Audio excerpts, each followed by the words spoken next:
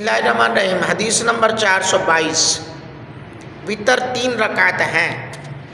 جی ہاں، آئیے سماعت فرمائیے، وطر کتنی رکعتیں ہیں؟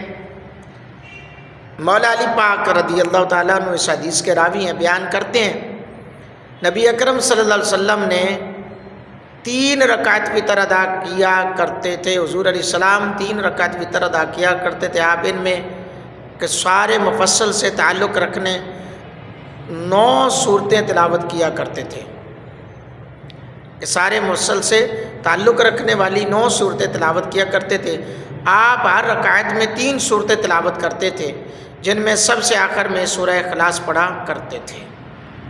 اللہ، اس بارے میں حضرت عمران بن حسین، حضرت سیدہ عائشہ صدیقہ، حضرت ابن عباس، حضرت ابو ایوب انصاری، حضرت عبد الرحمن بن ایزی کی، حضرت ابن ابی بن کعب کے حوالے سے، اور ایک روایت کے مطابق عبد الرحمن بن ابزی کے حوالے سے نبی اکرم صلی اللہ علیہ وسلم سے حدیث منقول ہیں۔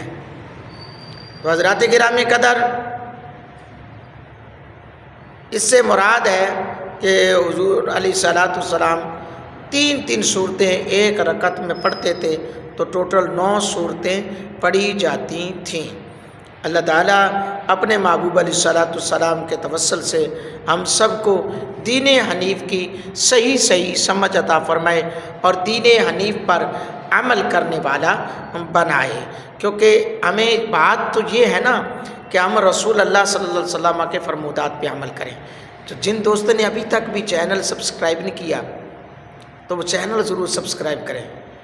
یہ آپ لوگوں کی بدولت الحمدللہ 1000 تقریباً 62 کے قریب 60 کے قریب جو ہے وہ سبسکرائبر ہو چکے ہیں۔